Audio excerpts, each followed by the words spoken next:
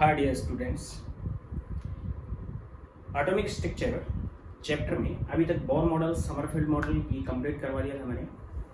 आज हम बात करते हैं मॉडर्न एटॉमिक थ्योरीज की। इसका बहुत टाइम से इंतजार था।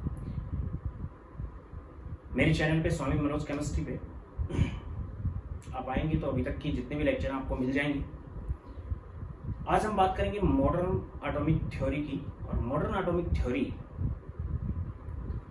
किस टाइप से शुरुआत से डिजाइन हुई है अभी तक मैं डिस्कस करते हुए लेके आया हूं। ये केमिस्ट्री है, केमिस्ट्री इज मिस्ट्री, और मिस्ट्री हमें सॉल्व करनी है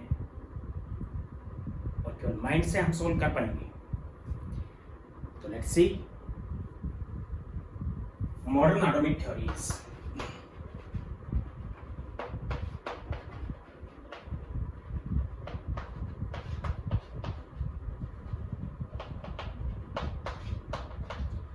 मॉडर्न एटॉमिक थ्योरी से जो मॉडर्न कंसेप्ट है एटम का वो बिल्ड हुआ। बोर मॉडल को लिया गया, प्लैंक्स क्वांटम थ्योरी को स्टैंडर्ड लिया गया।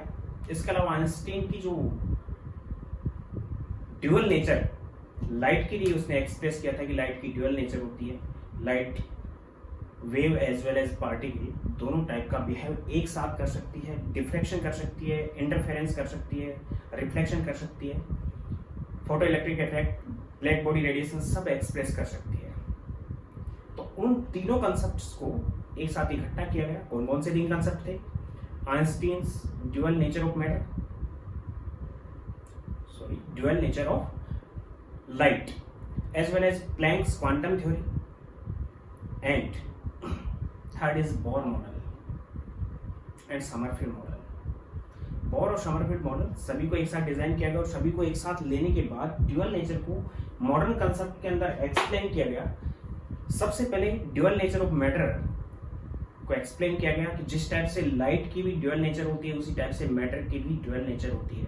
Small moving particle having two types of nature, particle as well as wave, expressed by de Broglie in 1927। तो सबसे पहला कंसेप्ट मैं वही दे रहा हूं, number first, dual nature of matter. ये मैं आपको डिस्कस कर चुका हूं पहले ही कि लाइट की दो टाइप की नेचर होती है, जिसमें हमने आपको इलेक्ट्रोमैग्नेटिक रेडिएशंस में बताया था, इलेक्ट्रोमैग्नेटिक वेव्स में बताया था। यहाँ पे de Broglie explain that small moving particle contain both type of nature, particle as well as wave. According to D. Broglie,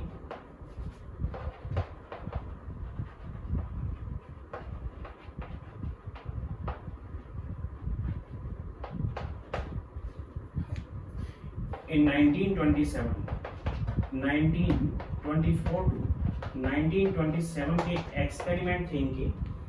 1927 में डेविसन एंड जर्मर ने डी ब्रोगली की जो इक्वेशन थी उसको प्रूव किया और वेव नेचर को, पार्टिकल की वेव नेचर को भी उसने प्रूव किया कि पार्टिकल की भी वेव टाइप की नेचर हो सकती है। तो वो भी मैं आज यहाँ पे डिस्कस करने वाला हूँ, लेक्चर के साथ बने रहें। De Broglie, Louis de Broglie, Louis de Broglie ने 1927, according to de Broglie 1927, the small moving particle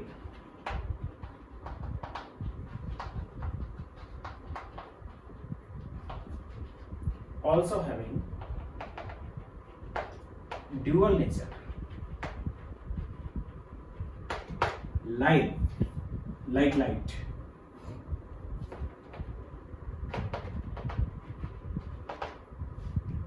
one is wave nature and second is particle nature। Wave और पार्टिकल दोनों टाइप की इसकी नेचर होती है। अब वेव नेचर है, हमने जो लाइट के लिए, जो आइंस्टीन ने बताया था कि लाइट की वेव नेचर होती है, उसमें हमने नाम दिया था इलेक्ट्रोमैग्नेटिक रेडिएशंस। यहां पे वेव नेचर को नाम दिया मैटर वेव्स। और पार्टिकल नेचर हो ही सकती है। तो प्लैंक क्वांटम थ्योरी से, प्लैंक इक्वेशन से इसने एक्सप्लेन किया कि what the energy of the matter waves which is equal to E is equal to h nu. पहले ही डिस्कस कर चुका हूँ। ए एनर्जी है उस वेव की, एच प्लैंक कांस्टेंट है और न्यू यहाँ पे क्या है, फ्रीक्वेंसी है उसकी। एंड पार्टिकल आइंस्टीन इक्वेशन से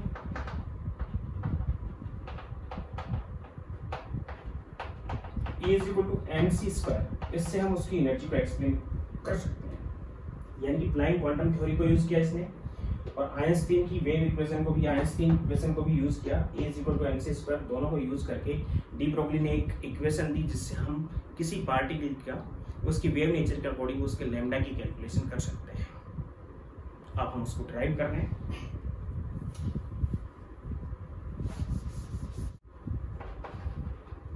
derivation of D Broglie equation.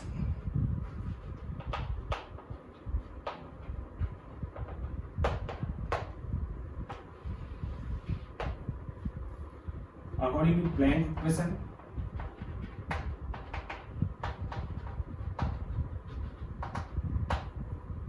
E is equal to h nu, equation first, and according to Einstein equation,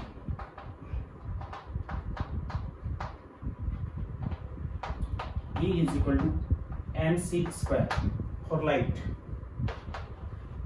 ये किसके लिए थी? इलेक्ट्रोमैग्नेटिक रेडिएशन के लिए।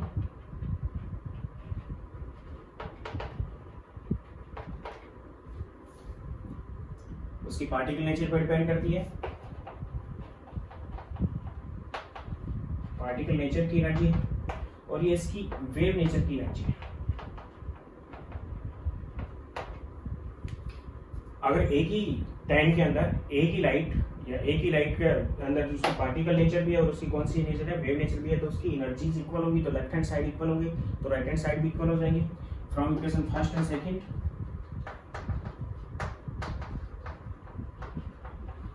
लेफ्ट हैंड साइड इक्वल है then right hand side equal हो जाएंगे। mc square which is equal to h nu और nu is equal to c by lambda, then mc square which is equal to hc by lambda, एक c से एक c cancel हो जाएगा, then equation convert into lambda is equal to h upon mc, it is equation third, and equation third is de Broglie equation।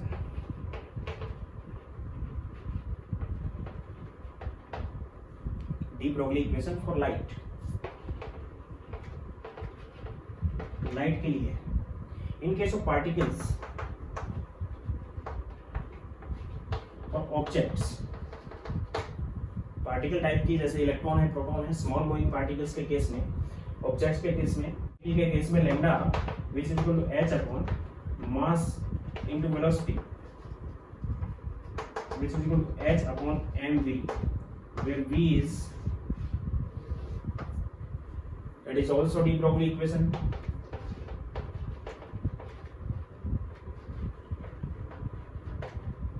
और small moving particle,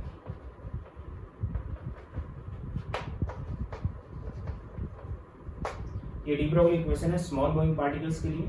इस type से हम इसको कैलकुलेट करके लाए, आइंस्टीन इक्वेशन और प्लैंक इक्वेशन दोनों को इक्विसेट किया, इक्विसेट करने के बाद nu is equal to c by lambda रखा। लाइट के लिए हम इसको इस टाइप से दे सकते हैं और पार्टिकल के लिए इसने बताया कि ऑब्जेक्ट जो जिसकी दो नेचर होती है, जैसे इलेक्ट्रॉन है, प्रोटॉन है, बहुत स्मॉल और मूविंग पार्टिकल्स की बात हो रही है, उस कंडीशन में हम उनके लैम्डा को इस टाइप से कंसीडर कर सकते हैं, यानी कि c की जगह हम उनकी वेलोसिटी को पुट कर सकते हैं, मास को पुट कर सकते हैं उनकी को। और डी ब्रोगली जो दिया गया था ये किसके लिए दिया गया? मैटर वेव्स के लिए। ये किसके लिए था? इलेक्ट्रोमैग्नेटिक वेव्स के लिए, और ये है मैटर वेव्स के लिए। डी ब्रोगली इक्वेशन, इस डी ब्रोगली इक्वेशन हमारे पास आ गई h upon mv। D Broglie equation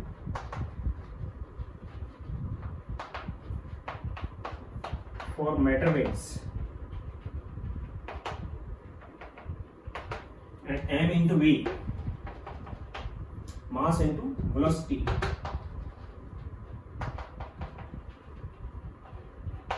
which is momentum or samveg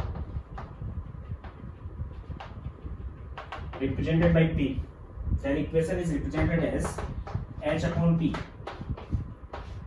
it is also equation third, and in this equation lambda is called de Broglie wavelength।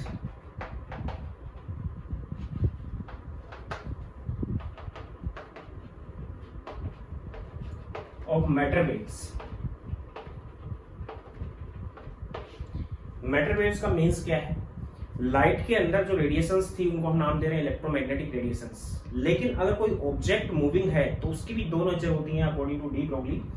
तो उनके साथ consist जो wave होती है उसको हमने नाम दिया है मैटर वेव्स। दोनों में डिफरेंस है, इलेक्ट्रोमैग्नेटिक रेडिएशंस और मैटर वेव्स दोनों के बीच में डिफरेंस है, वो भी मैं बताऊंगा आपको, डिस्कस करूंगा। इस लैम्डा को हम नाम दे रहे हैं de Broglie wavelength. Difference between electromagnetic waves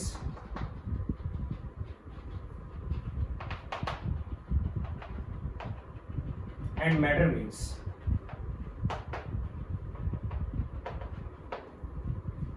light से कंसिस्ट जो होती हैं वो इलेक्ट्रोमैग्नेटिक वेव्स होती हैं और किसी मैटर से कंसिस्ट होती हैं वो मैटर वेव्स होती हैं। दोनों में बेसिकली डिफरेंस है कि दोनों इक्वल नहीं होती हैं, दोनों में सिग्निफिकेंटली डिफरेंस होता है।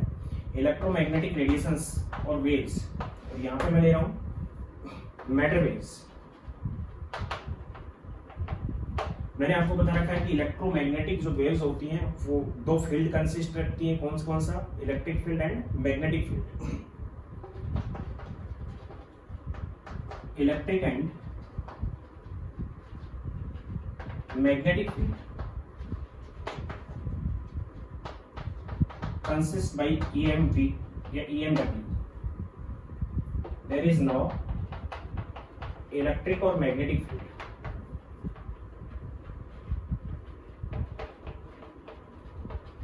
मैटर वेव्स के साथ इलेक्ट्रिक और मैग्नेटिक फील्ड नहीं होता है according to de Broglie. Second, जो इलेक्ट्रोमैग्नेटिक रेडिएशंस थी वो स्पेस में कहीं तक जा सकती है, मीन्स उनके लिए मूवमेंट के लिए किसकी नीड नहीं थी? उनके मूवमेंट के लिए मीडियम की नीड नहीं थी, मीन्स इजीली रेडिएट हो सकती हैं और इजीली एमिट हो सकती हैं किसी बॉडी से इलेक्ट्रोमैग्नेटिक रेडिएशंस, और स्पेस में मूवमेंट कर सकती हैं, means easily emits and propagates in space and radiate in space, not easily emit and radiates in space। ये स्पेस के अंदर मूव नहीं करती, मीन्स इनके लिए मीडियम की नीड होती है और इनके लिए कोई मीडियम की नीड नहीं होती। Third is velocity of EMW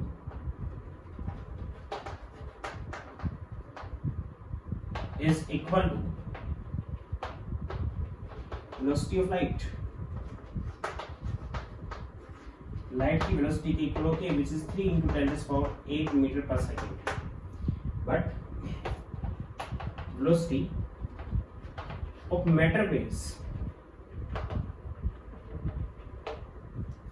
velocity of matter waves is less than,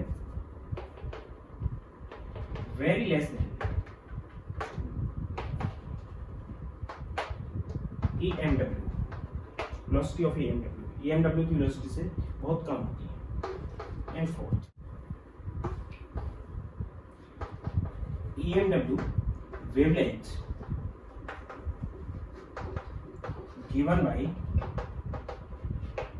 lambda is equal to h upon mc, where c is velocity of light, m is mass of wave, and h Planck constant। and matter waves के लिए जो wave length है, wavelength lambda is equal to h upon mv, where m is mass of object and v is velocity of object की जो velocity है उससे हम इसको रिप्रेजेंट कर सकते हैं। यानी कहने का मतलब है कि सिग्निफिकेंटली मैटर जो वेव्स होती हैं उनके साथ वेव कंसिस्ट रहती है और ये मूवमेंट में रहती है। दूसरा, EMW के लिए लैम्डा हम इस टाइप से कैलकुलेट करते हैं, मैटर वेव्स के लिए इस टाइप से, मींस मैटर वेव्स अलग चीज है। कहने का मतलब ये है कि लाइट अलग चीज है और मैटर अलग चीज है। यानी कि ये एक मैटर है, इस मैटर को भी हम किसी v स्पीड से या v वेलोसिटी से मोमेंटम में ले आए या v स्पीड से चल रहा है तो इसकी भी कोई ना कोई लैम्डा होगी, लेकिन इसकी लैम्डा बहुत कम होगी। तो स्मॉल मूविंग पार्टिकल्स के लिए सिग्निफिकेंट है इसका डी ब्रोगली इक्वेशन का, लेकिन लार्ज पार्टिकल मैक्रोस्कोपिक पार्टिकल्स के लिए इसका सिग्निफिकेंस नहीं है। तो मैं इसको एक बार कंसिस्ट करता हूँ, इसको कौन कौन से एक्सपेरिमेंट इसको प्रूव करते हैं वो सब चीजें मैं आज डिस्कस करने वाला हूँ। तो बने रहे इसके साथ। बात कर रहा हूँ मैं significance of D Broglie equation. D Broglie equation का क्या सिग्निफिकेंस है, इसके सिग्निफिकेंस को हम एक एग्जांपल से समझेंगे। डी ब्रोगली इक्वेशन ये बताती है कि हम उसको लाइट के लिए भी यूज कर सकते हैं और उसके लिए भी यूज कर सकते हैं, पार्टिकल के लिए भी यूज कर सकते हैं। इन दोनों के नेचर के अंदर रिलेशन है। Means lambda is equal to h upon m into v and v is velocity and m is mass. Mass particle का होता है और लैम्डा वेव का होता है, दोनों के बीच में रिलेशन है। यही लैम्डा किसका आ गया, वेव का, और मास किसका होता है, पार्टिकल का। इसलिए वेव और पार्टिकल नेचर के बीच में रिलेशन है। कहने का मतलब ये है कि according to de Broglie the wavelength of matter wave is directly proportional to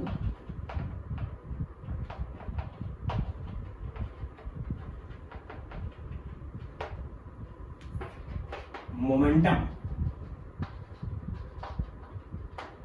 of matter wave. Means lambda is directly proportional to 1 by p, where p is momentum and proportionally sign को open करेंगे तो proportionally sign को open करेंगे तो constant आता है which is equal to Planck constant and p, and proportionality constant is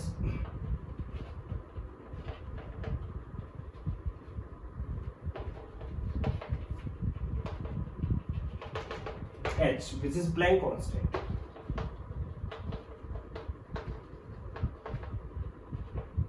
ये Planck constant है, इसके बोला।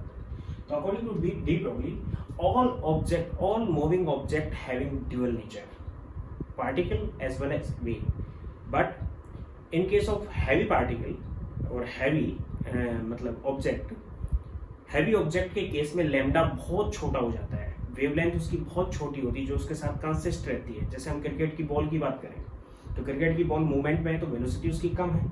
अब p क्या है, lambda is equal to h upon m into v। यदि मास उसका क्या है, ज्यादा हो गया तो उस कंडीशन में लैम्डा उसका बहुत छोटा होगा। और डी ब्रोगली यहाँ पे एक्सप्लेन करता है कि जब मास बहुत ज्यादा हो जाता है किसी ऑब्जेक्ट का तो उस कंडीशन में उसका लैम्डा इतना कम हो जाता है कि जिसको हम प्रैक्टिकली डिसाइड नहीं कर सकते, प्रैक्टिकली उसको हम कैलकुलेट नहीं कर सकते, यानी किसी एक्सपेरिमेंट से भी उसको हम प्रैक्टिकली कैलकुलेट नहीं कर सकते।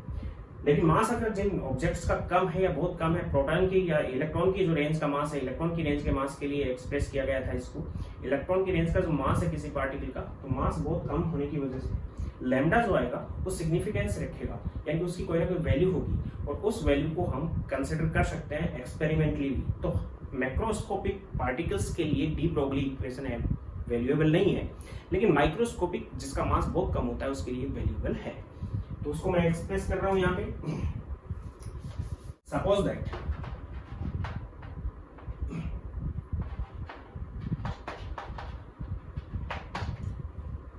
a cricket ball contain 100 gram mass and speed of ball which is equal to 10 meter per second।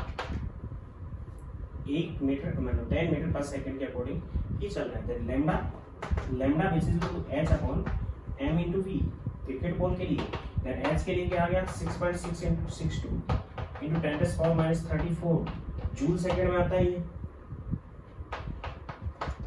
और इसको 100 ग्राम को हम किलोग्राम में कन्वर्ट करेंगे क्योंकि ऐसा ही यूनिट ले रहे हैं सब। तो कितना गया मास 0.1 किलोग्राम मल्टीप्लाई बाय वेलोसिटी कितनी है 10 मीटर पर सेकेंड।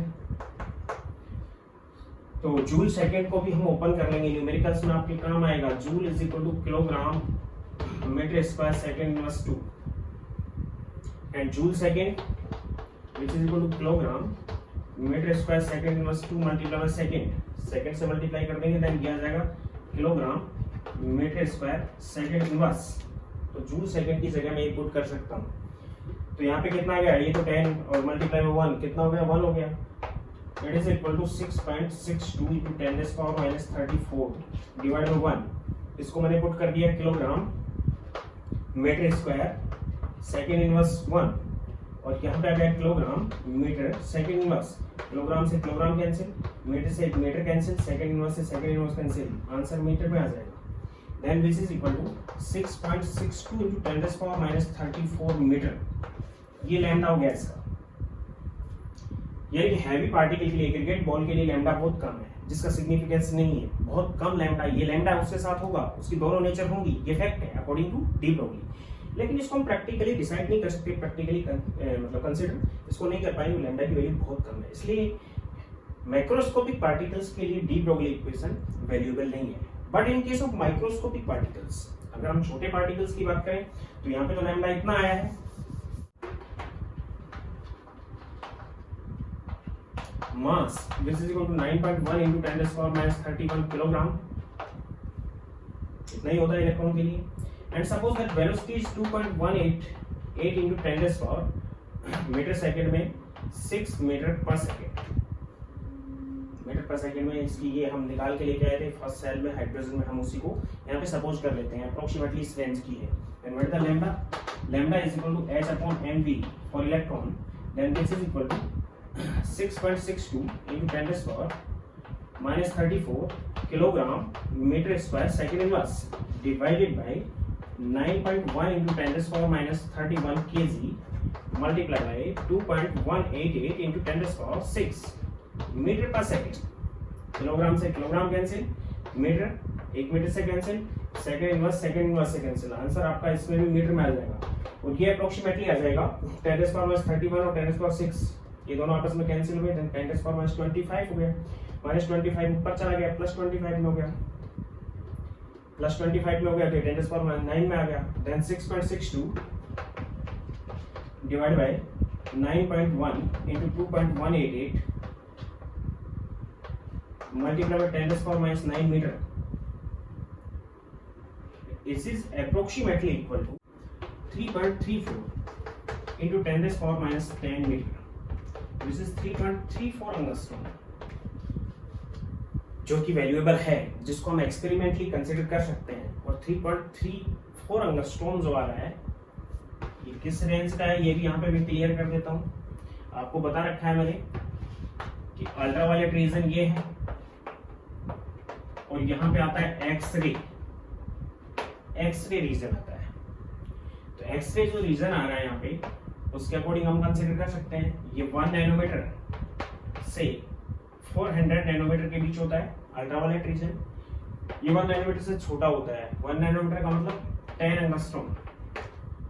एंगस्ट्रॉम से छोटा होता है, और लगभग 0 नैनोमीटर के बीच में होता है। और 0.01 नैनोमीटर को अगर देखें तो 0.1 एंगस्ट्रॉम, 0.1 एंगस्ट्रॉम से 10 एंगस्ट्रॉम के बीच का जो लैम्डा होगा वो एक्सरे रीजन से होगा, जो कि इलेक्ट्रॉन के लिए है, अगर इस रेंज में उसकी वेलोसिटी है तो। यानी इलेक्ट्रॉन का मास कांस्टेंट है, केवल उसकी वेलोसिटी को आगे पीछे करके हम उसका लैम्डा को चेंज कर सकते हैं। तो इसके लिए सिग्निफिकेंस है इसका, और उसके लिए सिग्निफिकेंस नहीं है, मैक्रोस्कोपिक पार्टिकल्स के लिए नहीं है। तो मैं यहाँ पे ये लिख रहा हूं,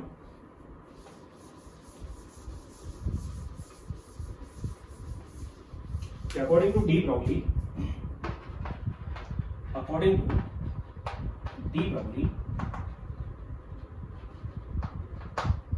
all moving object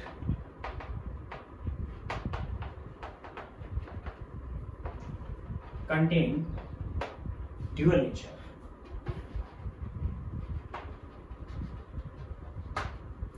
But in case of macroscopic particles or macroscopic object, there is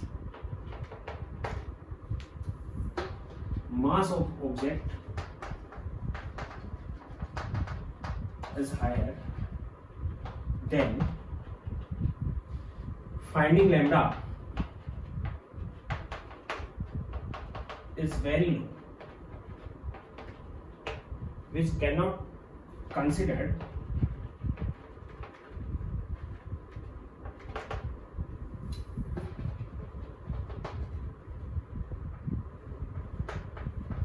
which cannot considered by experiments, but in case of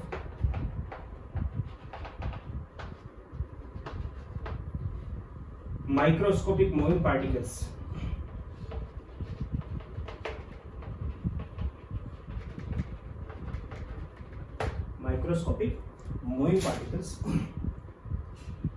the lambda, microscopic moving particles like subatomic particles, basically electrons, neutrons or protons.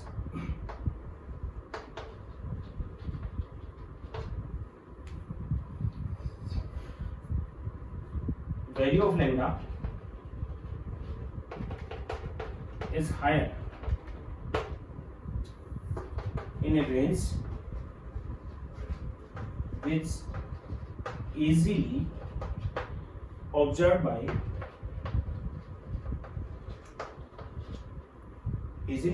experiments. Then we can say that de Broglie equation is valuable for microscopic particles and not valuable for macroscopic particles. De Broglie equation valuable for microscopic particles,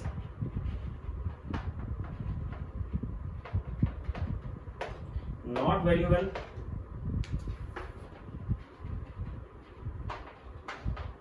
for macroscopic particles. Microscopic particles के लिए ये valuable नहीं है। Practically या experimentally हम उसको consider नहीं कर सकते, लेकिन अकॉर्डिंग टू डी ब्रोगली उसकी दोनों नेचर होंगी। लैम्डा बहुत छोटा होने की वजह से हम उसको कंसिडर नहीं कर सकते हैं। ये था सिग्निफिकेंस किन पार्टिकल्स के लिए है, किन पार्टिकल्स के लिए नहीं है। अब हम बात करते हैं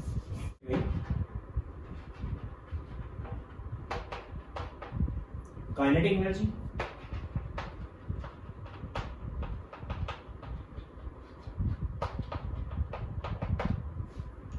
and lambda.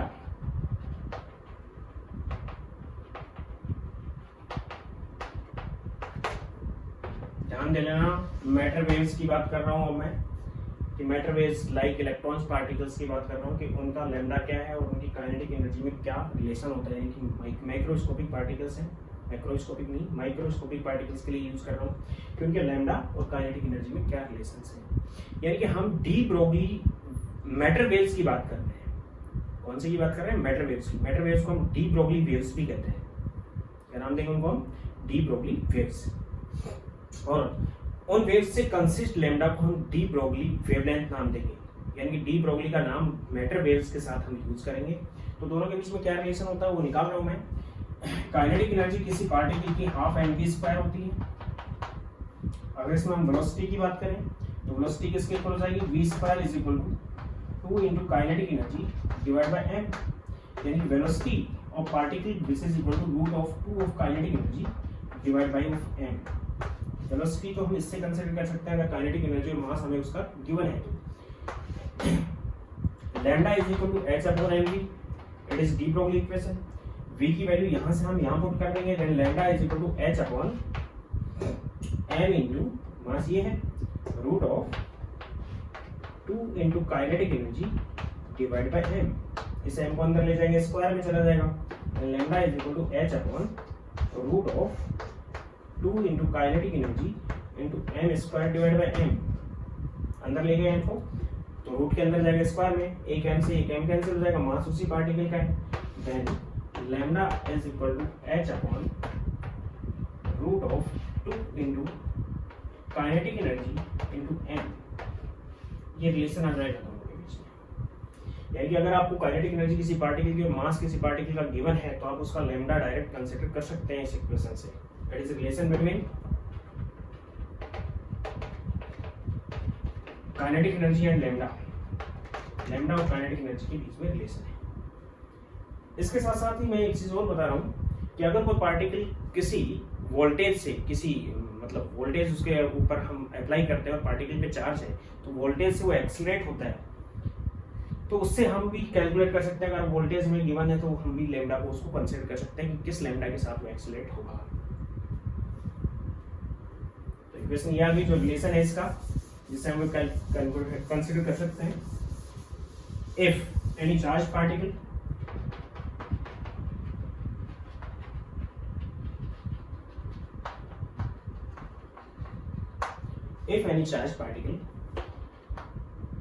accelerate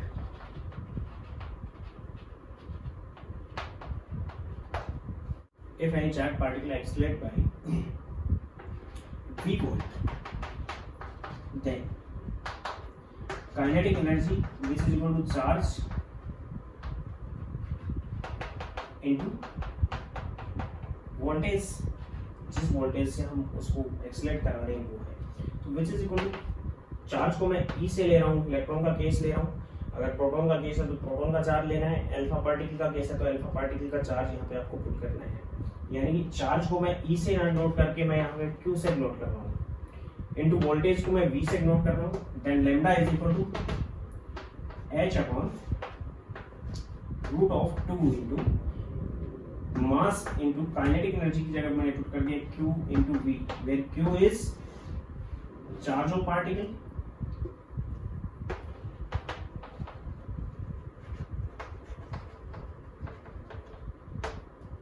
and V is voltage applied against particle।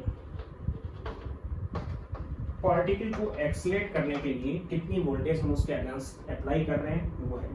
इस टाइप की इक्वेशन मैंने स्टॉपिंग पोटेंशियल में भी बता दी थी आपको कि किसी इलेक्ट्रॉन को रोकने के लिए जितनी वोल्टेज हम अप्लाई करेंगे उसके अगेंस्ट उतनी वोल्टेज, या उसको एक्सीलरेट करने के लिए भी हम वोल्टेज अप्लाई कर सकते हैं।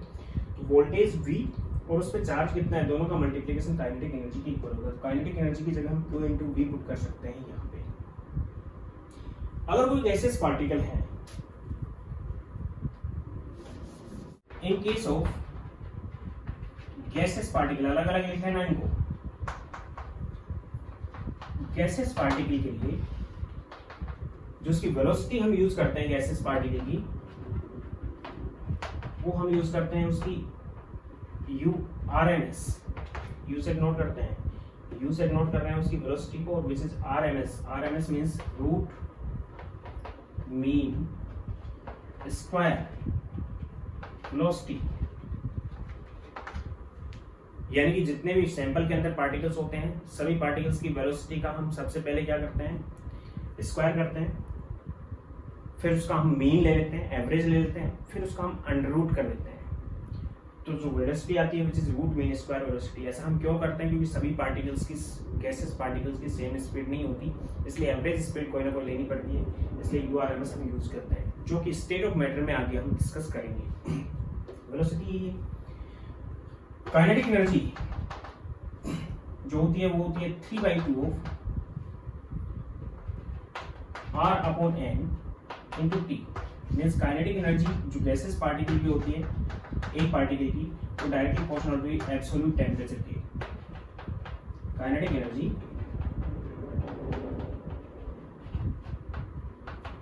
Is directly proportional to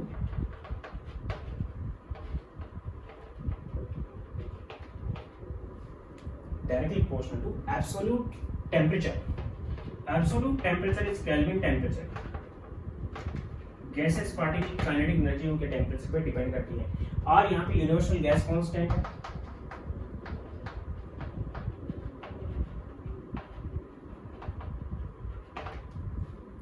N Avogadro's number है, एक पार्टिकल के लिए निकाला हमने ये, एन क्या है, एवोगैड्रोस नंबर, दोनों ही कांस्टेंट है। R by N which is equal to K, this is Boltzmann constant।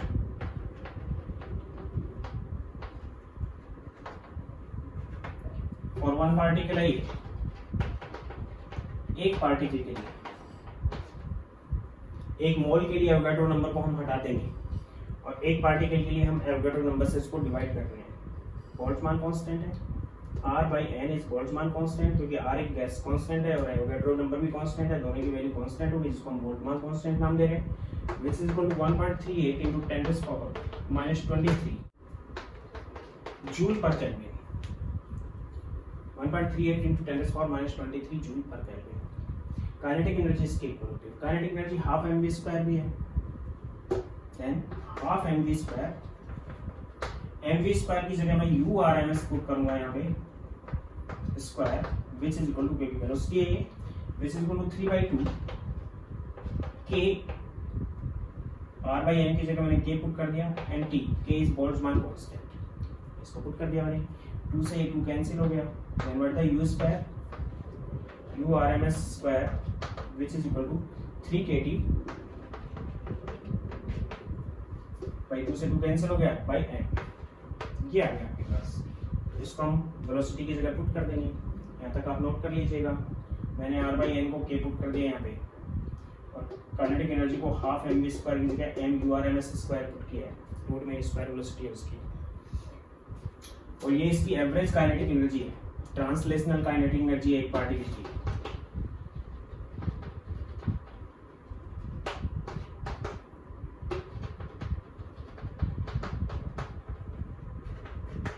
Translational kinetic energy, तो इस टाइप से हम पुट कर देंगे। इसके बाद हमारे पास जो इक्वेशन आनी है रिलेशन, वही रिलेशन है between kinetic energy and wavelength, उसी के अकॉर्डिंग हम रिलेशन यूज कर रहे हैं।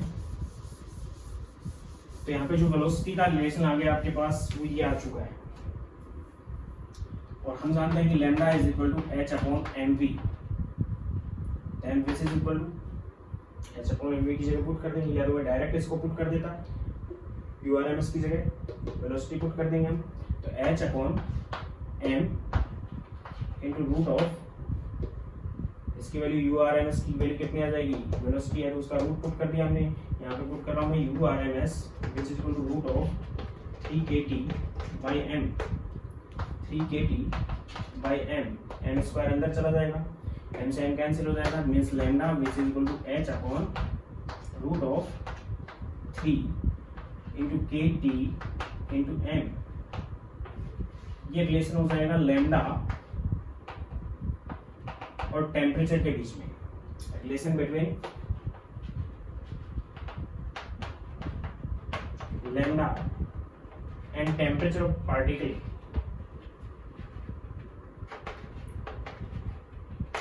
गैस के पार्टिकल के टेम्परेचर के बीच में, उस टाइप से हम कंसिडर करेंगे इसको मैं डायरेक्ट भी पुट कर सकता था इस टाइप से, क्योंकि मैंने अभी बताया तो आपको कि kinetic energy is equal to 3/2 and kT, 3/2 k2 को हम यहाँ पे पुट करते हैं काइनेटिक एनर्जी की जगह, क्योंकि इसकी जगह आपके पास रिलेशन ये था lambda h/2 into kinetic energy into m, kinetic energy की जगह 3/2 kT पुट करते हैं तो 2 से 2 कैंसिल हो जाता है, 3 kT इंटू m आ जाता, वही आया है यहाँ पे।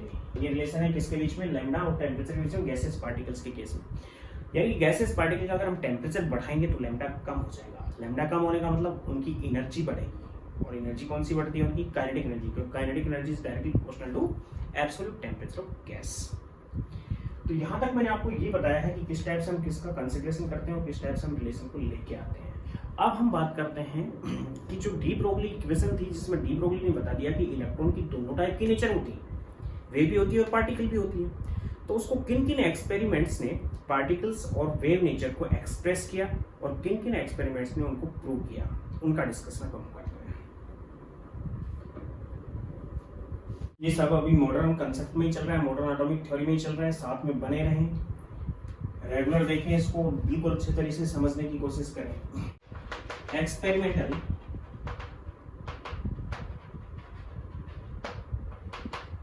Verification of dual nature of matter,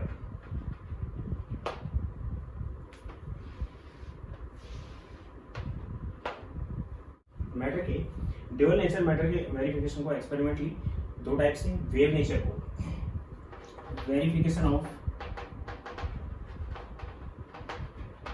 wave nature, number first Davison and Germer experiment.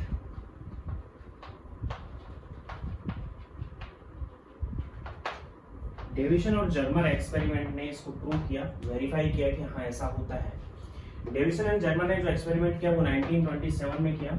इससे पहले डी ब्रोगली की वेवलेंथ के अकॉर्डिंग मैं आपको बता चुका हूँ कि डी ब्रोगली की जो इलेक्ट्रॉन की वेवलेंथ होती है, इलेक्ट्रॉन की वेवलेंथ वो कितनी होती है, इलेक्ट्रॉन की जो वेवलेंथ होती है वो किस रेंज में होती है, एक्स रेज की वेवलेंथ की रेंज में होती है। तो इसी चीज को इन्होंने उठाया और इसने इलेक्ट्रॉन्स को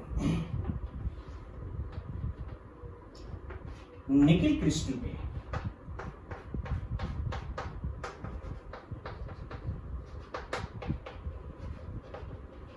बॉम्बार्ड किया। ये इलेक्ट्रॉन्स एक्सीलरेटेड इलेक्ट्रॉन्स हैं और इनके अंदर डिफरेंट टाइप से, मैंने आपको बताया, अभी मैं फिर इस चीज को रिपीट कर रहा हूं कि 40 to 68 वोल्ट के बीच में एक्सीलरेट कराया गया। एक्सीलरेट 40 to 68 वोल्टेज इलेक्ट्रॉन्स को कराया। अगर हम बात करते हैं लैम्डा इलेक्ट्रॉन के लिए, h/√2 into m into Q into v होता है। क्यू चार्ज है उसका और ये है, सभी वैल्यूज को अगर पुट कर देते हैं, h की वैल्यू को, 2 की वैल्यू को, m की वैल्यू को पुट करते हैं, Q चार्ज ऑफ इलेक्ट्रॉन को पुट कर देते हैं और वोल्टेज को हम V रख लेते हैं। V इज वोल्टेज हियर, जिस पोटेंशियल से हम उसको एक्सीलरेट करा रहे हैं, जिस वोल्टेज से क्या ये एक्सीलरेशन बाय पोटेंशियल,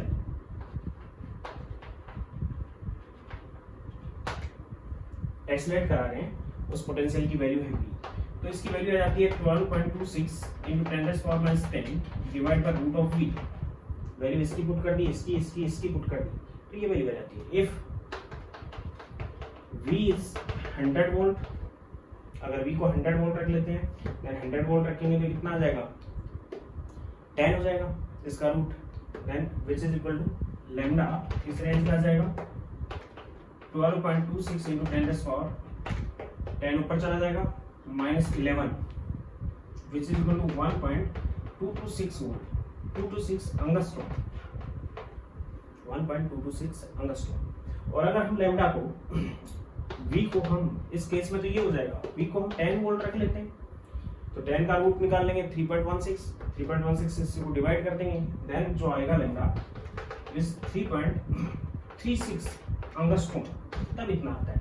और ये दोनों ही जो रेंज आ रही है ये एक्स रेज की रेंज की है, यानी कि इलेक्ट्रॉन की नेचर भी उस टाइम एक्सरे जैसी हो जाएगी। तो एक्सरे किस टाइप से प्रोड्यूस होती है वो आपको बता रखा है, एक्सरे किस टाइप से क्रिस्टल को अफेक्ट करती है वो आपको बता रखा है। क्रिस्टल पे जब वो गिरती हैं तो क्रिस्टल उसको रिफ्लेक्ट करता है। सिमिलरली वही यहाँ पे किया गया कि 40 से 68 वोल्टेज का पोटेंशियल डिफरेंस से एक्सीलरेट करा के इलेक्ट्रॉन्स की एक बीम को, ये इलेक्ट्रॉन बीम है, ये इलेक्ट्रॉन रेज है, इसको निकेल क्रिस्टल पे बॉम्बार्ड कराया गया। तो निकेल क्रिस्टल से पोटेंशियल यहाँ पे लिख लेना, निकेल क्रिस्टल से जब रिफ्लेक्ट हुई, रिफ्लेक्ट होंगी क्योंकि नेचर कैसे आ गई, एक्सरे से, तो रिफ्लेक्शंस के बीच में कुछ एंगल्स बने इस टाइप से। और इनको हम फोटोग्राफिक प्लेट पे जब लेते हैं, यहाँ पे इनके परपेंडिकुलर एक फोटोग्राफिक प्लेट रखा गया, इस पे जब हम लेते हैं तो ये उसी टाइप से डेवलप हो पाती है जिस टाइप से एक्स रेज होती हैं, यानी कि एक कंसेंट्रिक सर्कुलर फेज में डेवलप होती है इस टाइप से। ये इलेक्ट्रॉनिक स्पेक्ट्रम है।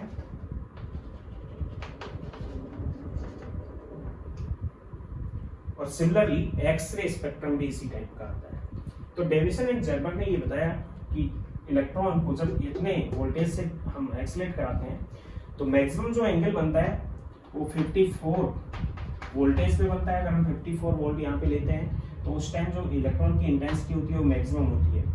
फिर एक बार रिपीट कर देता हूँ मैं, according to Davisson and German experiment, अगर हम इलेक्ट्रॉन को एक्सीलरेट कराते हैं 54 वोल्टेज पे तो जो एंगल बनता है डिफ्लेक्शन एंगल वो 50 डिग्री का बनता है। और उस टाइम इलेक्ट्रॉन की इंटेंसिटी मैक्सिमम होती है। और उस टाइम जो आता है लैम्डा एट 54 वोल्ट, जो लैम्डा आता है उसकी रेंज जो होती है वो होती है 1.65 एंगस्ट्रॉम, जो कि डी ब्रोगली वेवलेंथ के अप्रोक्सीमेटली इक्वल है। 1.66 और 1.65 आती है जो कि डी ब्रोगली वेवलेंथ के इक्वल है।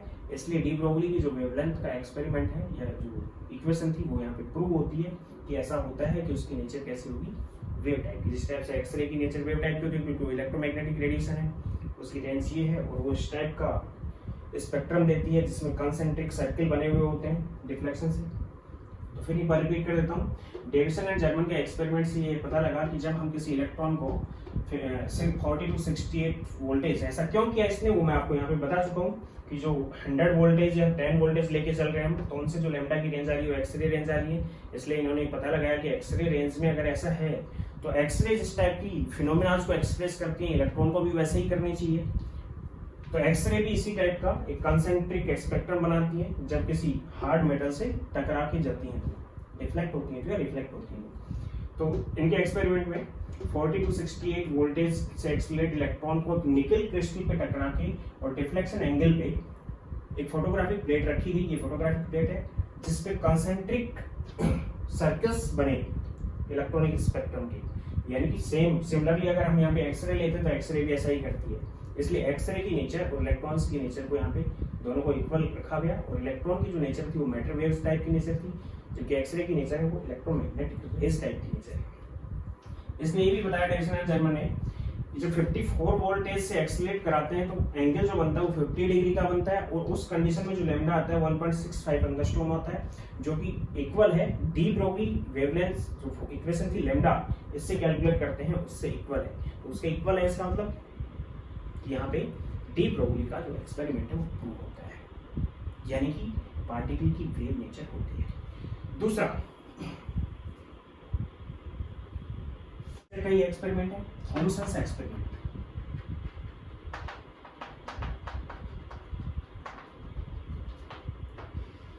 थॉमसन्स एक्सपेरिमेंट, थॉमसन वो थॉमसन नहीं था, जैसे थॉमसन नहीं था यहाँ पे GP Thompson.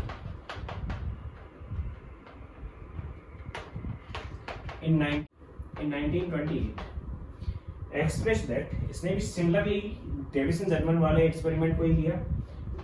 Electronic rays accelerate थी बाय पोटेंशियल डिफरेंस। जिस पोटेंशियल डिफरेंस से हम इसको एक्सीलरेट करवा रहे हैं, इलेक्ट्रॉन पे चार्ज होता है तो उसको पोटेंशियल देते हैं तो वो चलेगा, एक्सीलरेशन आएगा उसके अंदर। इसके सामने इसने गोल्ड शीट रखी,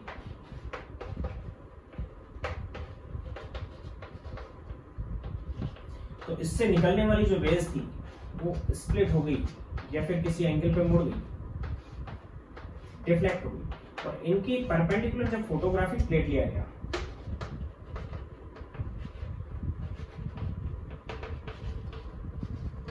तो फोटोग्राफिक प्लेट ध्यान देना, फोटोग्राफिक प्लेट पे अगर पार्टिकल टकरा रहा है तो फोटोग्राफिक प्लेट पे को डेवलप करने पे वहां पे कोई सिग्नल नहीं आता है। लेकिन अगर फोटोग्राफिक प्लेट पे कोई वेव टकराती है, कोई लाइट टकराती है, तो वहां पे जब उसको हम डेवलप करके देखते हैं तो उस पर सिग्नल्स आते हैं। तो फोटोग्राफिक प्लेट पे जैसे इसको हमने बॉम्बार्ड किया थिन गोल्ड शीट से अकॉर्डिंग टू थॉमसन, तो यहाँ पे भी कंसेंट्रिक सर्कल्स बने, तो ये भी उसकी वेव नेचर को एक्सप्रेस करता है।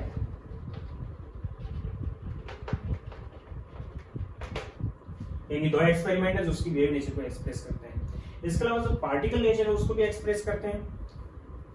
Verification of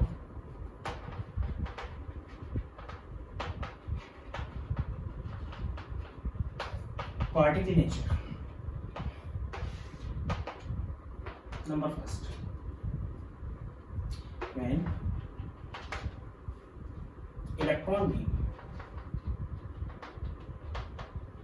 electronic beam bombard on Zn zinc sulfide plate,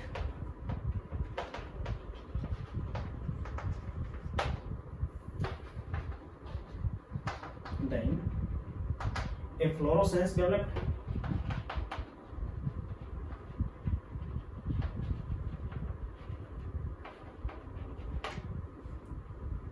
and it scintillation or twinkling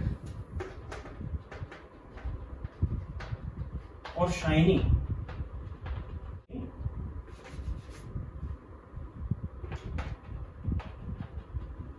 for some time after bombarding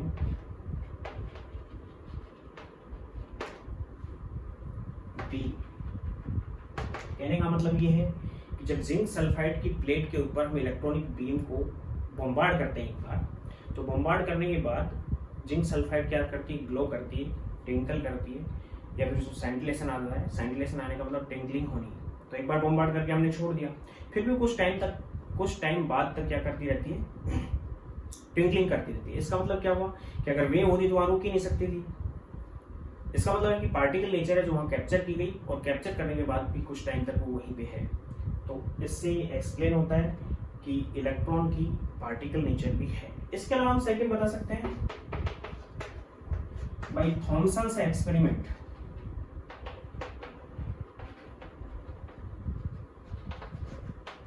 Thomson's experiment of discharge tube, cathode ray discharge tube.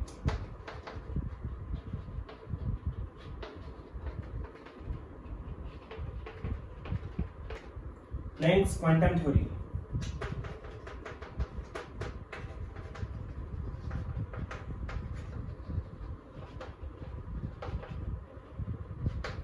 ये सभी इनकी particle nature के experiment थे या particle nature experiment थी। Thomson ने भी बताया था कि cathode rays consist by particles. क्यों? क्योंकि वहाँ पे मैंने आपको बता रखा है कि जो लाइट पेडल व्हील है, जैसे इस पर बॉम्बार्ड हो लाइट पेडल व्हील मूवमेंट में आ गया, तो उसको हम एक्सप्रेस कर सकते हैं कि थॉमसन के एक्सपेरिमेंट, डिस्चार्ज ट्यूब वाले एक्सपेरिमेंट से भी हम बता सकते हैं कि cathode rays consist bye electrons and electrons having particle nature है। और प्लैंक क्वांटम थ्योरी से भी हम बता सकते हैं कि इंटरफेरेंस और डिफ्रैक्शन, ये सब मैं पहले डिस्कस कर चुका हूँ। तो पार्टिकल नेचर के एविडेंस थे। पार्टिकल नेचर का एविडेंस ब्लैक बॉडी रेडिएशन है, फोटोइलेक्ट्रिक इफेक्ट है, वो सभी पार्टिकल नेचर के एविडेंस भी है। तो इन सब चीज़ों को हम एक्सप्लेन कर सकते हैं यहाँ पे। ये था डी ब्रोगली इक्वेशन। अब मैं बात कर रहा हूँ कि डी ब्रोगली इक्वेशन जो थी वो बहुत ज़्यादा यूजफुल बोर मॉडल के लिए भी हुई।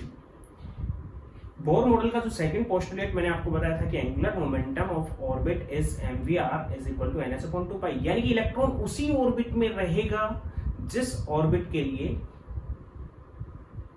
h/2π का कोई मल्टीप्लिकेशन होगा, एंगुलर मोमेंटम का h/2π। अदरवाइज किस मतलब और इलेक्ट्रॉन कहीं रह नहीं सकता, यानी इलेक्ट्रॉन्स केवल ऑर्बिट में रहेगा, और ऑर्बिट के लिए क्वांटाइज रहेगा, h/2π का क्वांटाइजेशन रहेगा, उसके पॉली इंटीग्रेशन में रहेगा, यानी उसी जगह रह सकता है जिसमें h/2π का एक फिक्स मल्टीप्लिकेशन हो। उसको इसने प्रूव किया। बोर की लिमिटेशन थी जो मैं आपको डिस्कस कर चुका हूँ कि उसने उसको सपने में देखा, उसने कि उसको कैसे उसने पता लगाया कि उसका एंगुलर मोमेंटम ये होता है। तो हम बात करते हैं derivation of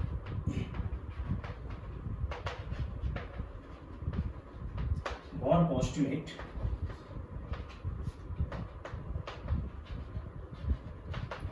of angular momentum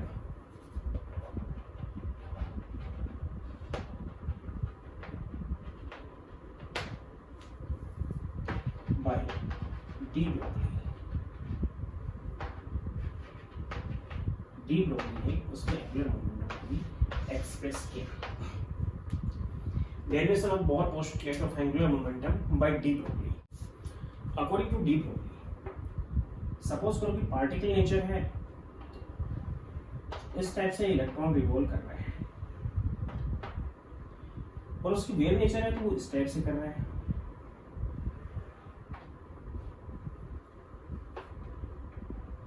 particle nature है तो इस टाइप से कर रहा है, और उसकी वेव नेचर है तो इस टाइप से कर रहा है। अगर यहाँ पे हम देखते हैं और यहाँ पे हम देखते हैं, तो इन दोनों का केस देखते हैं, तो यहाँ पे तो lambda, this distance is 1 lambda and this distance is 2 lambda and this distance is 3 lambda, यानी कि 3 लैम्डा यूज हो रहे हैं। एक लैम्डा ये यूज हो गया, एक लैम्डा ये यूज हो गया, और एक लैम्डा ये यूज हो गया। यहाँ पे अगर देखते हैं हम, तो यहाँ पे भी कितने लैम्डा यूज हो रहे हैं, 3 लैम्डा यूज हो रहे हैं, लेकिन इलेक्ट्रॉन फिर अपना एग्जैक्टली वही लोकेशन लेके नहीं आ पा रहा है। इसमें मीन्स परफेक्ट शेल हो गई है, नॉट परफेक्ट शेल। तो बोर ने ये बताया था कि परफेक्ट शेल के अंदर इलेक्ट्रॉन रिवॉल्विंग करता है। तो परफेक्ट शेल का आइडिया इसने लिया कि अगर परफेक्ट शेल होगी तो उसमें उसका जो सर्कमफेरेंस आएगा, it is circumference, what is this, it is circumference, वो उसकी लैम्डा के एक फिक्स मल्टीप्लिकेशन में होगा। और परफेक्ट शेल अगर नहीं होगी तो उसका जो सर्कमफेरेंस आएगा वो एक फिक्स लैम्डा के मल्टीप्लिकेशन में नहीं रहेगा, यानी कि एक इंटीग्रल मल्टीप्लिकेशन में नहीं रहेगा। यानी कि according to de Broglie, in case of fixed orbit or shell,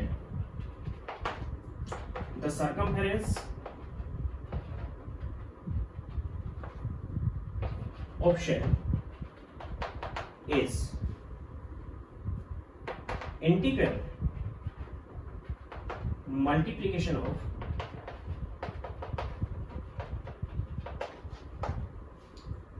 fixed orbit shell. The circumference of shell is integral multiplication of wavelength of wave nature of यानी बोर के मॉडल को ही उसने फिर से विकसित किया कि बोर के मॉडल में ये बताया गया था कि एक इलेक्ट्रॉन के लिए एक ऑर्बिट फिक्स होता है, और इसने बताया कि इलेक्ट्रॉन की फिर दोनों नेचर हो गई, दोनों कौन सी होगी, पार्टिकल नेचर होगी तो उसकी सर्कमफेरेंस होगी, और उसकी वेव नेचर है तो उसके पास लैम्डा होगा। और रेगुलर वही शेल बनाए रखने के लिए लैम्डा के एक फिक्स मल्टीप्लिकेशन में ही उसकी सर्कमफेरेंस होगी, कोई चीज नहीं बता दी यहाँ पे।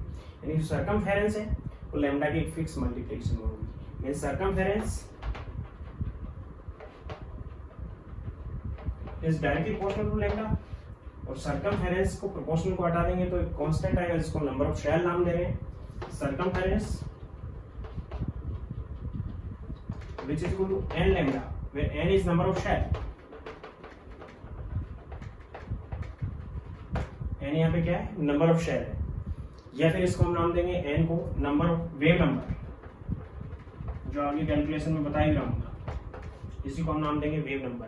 यानी फर्स्ट सेल की एक वेव नंबर होगी, सेकंड सेल की 2 वेव नंबर होगी, थर्ड सेल की 3 वेव नंबर होगी, फोर्थ सेल की 4 वेव नंबर होगी, फिफ्थ सेल की 5 वेव नंबर होगी। इसको हम कैलकुलेट भी कर सकते हैं। What is circumference? Circumference is 2 pi r, which is equal to n lambda. What is the lambda? Lambda is equal to h upon mv for electron. Then 2 pi r, which is equal to n h upon mv. और इस equation से हम बता सकते हैं कि mvr is equal to nh upon 2 pi. इसके नीचे लिख लेना यहाँ पे mvr, which is equal to nh upon 2 pi. और ये बोर का सेकंड असम्पशन था जो एंगुलर मोमेंटम के लिए दिया गया था कि इतना होता है, और इसने इसको प्रूव किया कि हाँ इतना होता है, लेकिन प्रूव हुआ ये ड्यूअल नेचर से। प्रूव किससे हुआ? Dual nature of electron, electron की ड्यूअल नेचर है, ड्यूअल नेचर ऑफ मैटर से प्रूव हुआ है। तो सपने में लेके आए बोर, या फिर कैसे लेके आए, एग्जैक्टली उसका जो मोमेंट होता है, एंगुलर मोमेंटम होता है, वो h/2 पाई की फिक्स मल्टीप्लिकेशन होता है। n is number of shell और वेव नंबर है। फर्स्ट सेल में वेव नंबर 1, सेकेंड सेल में वेव नंबर 2, थर्ड सेल में वेव नंबर 3 होते हैं। इसका प्रूवमेंट था। Number of waves in shell, इसको हम निकाल सकते हैं। Number of waves in shell और ऑर्बिट, अभी मैंने आपको बताया which is equal to circumference divided by lambda. Fix कितनी वेव उसके अंदर बनेंगी, जैसे मैंने 3 वाला बताया तो उसमें 3 वेव थी, वो थर्ड शेल था उसका। 4 वाले में 4 होंगे, तो लैम्डा कितने बनेंगे, वो वेवलेंथ कितनी होगी, और सर्कमफेरेंस कितनी होगी, उसमें कितने लैम्डा बनेंगे, which is wave number. Circumference is equal to 2 pi r and wavelength is lambda. The number of waves in orbit 2 pi r divided by lambda is h upon mv, और mvr is equal to nh upon 2 pi. Lambda is equal to 2 pi r into mvr की जगह r की जगह मैंने put कर दिया 2 pi into mvr की जगह पुट किया मैंने nh upon 2 pi, और डिवाइड में h था, h से h कैंसिल, 2 pi से 2 pi cancel, which is equal to n। यानी number of waves in shell और orbit which is equal to number of shell. First shell की first 1 wave होगी first shell में, second में 2 होंगी, third में 3 होंगी, और यही आइडिया बाद में डेवलप हुआ नंबर ऑफ सब सेल्स पे। फर्स्ट सेल की 1 सब सेल, सेकेंड सेल की 2 सब सेल, थर्ड सेल की 3 सब सेल, फोर्थ सेल की 4 सब सेल होंगी। ये थे डी ब्रोगली, आपको समझ आ गया होगा। अब हम बात करते हैं एक तो क्वेश्चंस की, इसके ऊपर किस टाइप से हम कंसिडर करते हैं। जो क्वेश्चन से आईआईटी में आए हुए हैं उनको डिस्कस कर रहा हूँ मैं यहाँ पे, 2 क्वेश्चंस को डिस्कस कर रहा हूँ, तैयार कर लेना, उनको भी नोट कर लेना। What is de Broglie wavelength?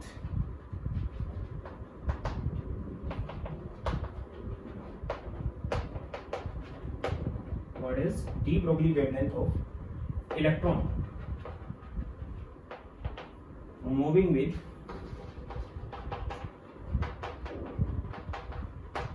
half of velocity of light? एक ऐसा इलेक्ट्रॉन है जो लाइट की वेलोसिटी से हाफ से मूव कर रहा है, तो उसके लिए कितना होगा? तो उसके लिए कैलकुलेट कर रहे हैं हम, lambda is equal to h upon mv। Lambda calculate कर रहे हैं, h 6.62 into 10⁻31 kilogram metre square second inverse, joule second को पुट कर दिया मैंने, divide by mass of electron in kilogram 9.1 into 10⁻31 kg, ये 34 है, मल्टीप्लाई वेलोसिटी है उसकी, half of velocity of light 3 into 10⁸ metre per second, metre से metre per second से पर सेकंड, किलोग्राम से किलोग्राम कैंसिल हो जाएगा। सॉल्व कर लेंगे इसको, तो सॉल्व करेंगे, ये 10⁻31 है, ये 8 है, 8 और 31 23 हो गया, माइनस में 23 ऊपर चला गया, ऊपर चला गया तो माइनस में 11 हो गया, then it is 2 into 6.62 divide by 9.1 into 3 into 10⁻11 metre. 6.6 रख दिया इसको मैंने, इससे इसको काट दिया, it is 2.2 means 4.4 divide by 9.1 into 10⁻11, this is equal to 44 divided by 9.1 into 10⁻12, ये मीटर में आ रहा है, which is equal to 4.9 into 10⁻12 metre, this is equal to 4.9 picometer, due to pico is 10⁻12। तो इसका डी ब्रोगली वेवलेंथ हो जाएगा उसका, और ये एक्सपेरिमेंटली कैलकुलेटेड है, एक्सपेरिमेंट से हम इसको कैलकुलेट कर सकते हैं, प्रूव किया गया डेविसन जेनर से। Helium and neon, so gaseous particles are having temperature 27 degree centigrade and 927 degree centigrade respectively.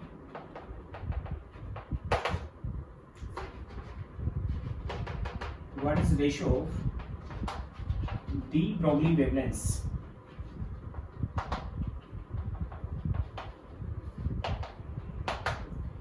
IIT 2016 में आया हुआ क्वेश्चन है, हीलियम और नियॉन के पार्टिकल्स इस टेम्परेचर पे प्रेजेंट है, तो उनका डी ब्रोगली वेवलेंथ्स का रेशियो क्या होगा? बिल्कुल सिंपल सा क्वेश्चन है। लैम्डा हीलियम के लिए बात कर रहा हूँ, which is equal to h upon, बताया मैंने अभी आपको, root into 3 into mass into k into T, helium के लिए आ जाएगा, यानी ये तो फॉर्मूला हो गया। इन केस ऑफ हीलियम, हीलियम जो मास है वो 4 एटॉमिक मास यूनिट हो गया, या फिर 4 AMU पुट कर देंगे, क्योंकि रेशियो हम लेके रेशियो निकालना हमें। टेम्परेचर इसका हीलियम के केस में दिया हुआ 27 degree centigrade, which is 300 kelvin, kelvin में पुट करेंगे एब्सोल्यूट टेम्परेचर। टेम्परेचर को केमिस्ट्री में कहीं भी आपको डिग्री सेंटीग्रेड में पुट नहीं करना है, किसी भी फॉर्मूले में टेम्परेचर को पुट करना है तो आपको केल्विन में पुट करना है। तो हीलियम के लिए मास 4 MU हो गया, टेम्परेचर 300 केल्विन हो गया, then lambda which is equal to h upon root of 3 into m। 4 atomic mass unit में इसलिए पुट कर रहा हूँ ताकि इसके मल्टीप्लाई बस में मल्टीप्लाई है, 4 एटॉमिक मास यूनिट कितना होता है, which is equal to 4 into 1.66 into 10⁻27 kilogram. इसको हम पुट नहीं कर रहे हैं क्योंकि रेशियो लेना है, तो रेशियो में कैंसिल हो जाएगा, तो 4 AMU पुट कर रहा हूँ इसको मैं, multiply by k Boltzmann constant है, इनटू टेम्परेचर इसके लिए 300 केल्विन है। इसी टाइप से अगर हम नियोन की बात करें तो नियोन के लिए लैम्डा ऑफ नियोन, ये लैम्डा ऑफ हीलियम था। नियोन के लिए जो मास है वो 20 एटॉमिक मास यूनिट होता है एक पार्टिकल के लिए, और इसके लिए टेम्परेचर गिवन है वो 927 degree centigrade which is 1200 kelvin. ध्यान दे लेना, टेम्परेचर को हमेशा ही हम केल्विन में पुट करेंगे चाहे कोई भी इक्वेशन हो केमिस्ट्री के अंदर। लैम्डा कितना हो गया, lambda of neon which is equal to h upon root of 3 into mass 20 into Boltzmann constant into 1200। Ratio ले लिया हमने, रेशियो को मैं यहाँ पुट कर रहा हूँ, lambda of helium divide by lambda of neon which is equal to h से h कैंसिल हो जाएगा, 3 से 3 कैंसिल हो गया, k से k कैंसिल हो गया, ये वाला ऊपर चला जाएगा और ये नीचे आ जाएगा क्योंकि हीलियम डिवाइड बाय नियोन हम यूज कर रहे हैं। तो आगे आपके पास root of 20 into 1200 divided by 3 से 3 कैंसिल, 4 इंटू 300, इससे कैंसिल हो गया 300 टाइम, 300 टाइम से 300 टाइम्स कैंसिल हो गई, 300 से 300, then which is equal to root of 20 ratio 1, यानी हीलियम और नियोन का जो लैम्डा आएगा वो रूट ऑफ 20 रेशियो 1 होगा। आज के लिए इतना ही। मैं आशा करता हूँ आपके समझ आ गया होगा, और अगर समझ आ गया हो तो लाइक और सब्सक्राइब जरूर कर दें। साइड में मेरी एक पिक होगी जिस पे बटन होगा, उसको आप क्लिक करें। अगर समझ आया है तो जरूर करें। Thank you.